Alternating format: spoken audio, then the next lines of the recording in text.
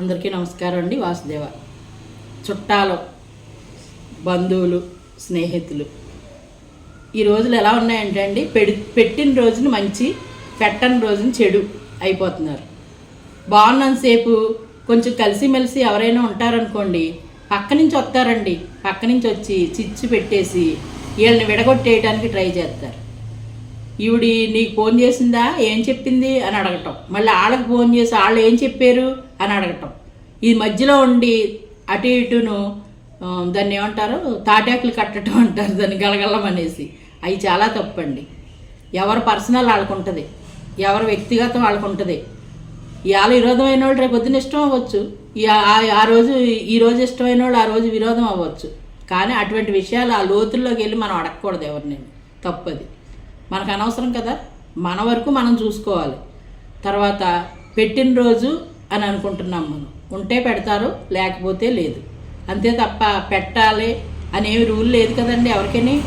వాళ్ళు మనకు పెడతారు, మనం వాళ్ళకి పెడతాం. అది ఎలా అంటే అవినాభావ సంబంధాలు బాగుండినప్పుడు 4 రకాలు పెడతారు, 4 రకాలు తింటారు, ఇచ్చిపుచ్చుకుంటారు, అన్నీ సక్రమంగా ఉంటాయి. ఇప్పుడు రోజు పెట్టేవాళ్ళు ఒక రోజు పెట్టకపోతే అది తప్పు పట్టకూడదండి. వాళ్ళ ఇంట్లో పరిస్థితులు ఎలా ఉన్నాయో ఆ రోజు వాళ్ళ పరిస్థితి ఏంటో, వాళ్ళు వండుకున్నారు, తిన్నారు, నాకు పెట్టలేదు అన్న భావాలు ఎవరికి రాకూడదు. అది చాలా తప్పు. పెట్టాలని ఆశపడటమే తప్పు. ఎప్పుడు కూడా చెయ్యి ఇలా ఉండాలని కోరుకోవాలి తప్ప ఇలా ఉండాలని కోరుకోకూడదు. భగవంతుడిని ఇలా పెట్టమని కోరుకోవాలి. మన వల్ల ఇంకొకరు నలుగురు లబ్ధి పొందాలి అని కోరుకోవాలి. అంతే తప్ప ఇలా ఉండాలి అంటే ఒకరు పట్టుకొచ్చి మనకు పెట్టాలి. ఇది అసలు ఆశించకూడని పని.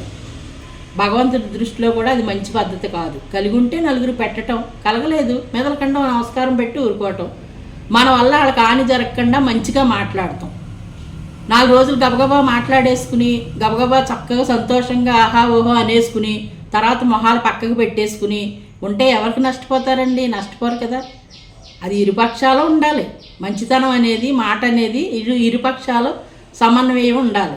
అంతే తప్ప వన్ సైడ్ కాదు కదా. వాళ్ళే పలకరించాలి మమ్మల్ని అని ఎందుకు అనుకోవాలి? నీకున్న ఈగో వాళ్ళకి కూడా ఉంటుంది కదా, ఎందుకు అనుకోవాలి అలా అని? అలా అనుకోకూడదండి. ఏమన్నా విరోధమా? ఏమన్నా దెబ్బలాటలు జరుగుతున్నాయా? ఏమీ లేదు కదా. నేను చెప్పే అన్నీ వాస్తవాలండి. ఇవన్నీ నా దగ్గరికి వస్తూ ఉంటాయి రోజును. ఆ వచ్చినయే మీకు చెప్తున్నాను. వ్యక్తుల పేర్లు, ఊర్ల పేర్లు అటువంటివి నేను మెన్షన్ చేయట్లేదు. కానీ రోజు మన కళ్ళ ముందు జరిగే గొడవలే చెప్తున్నాను. నమస్కారం.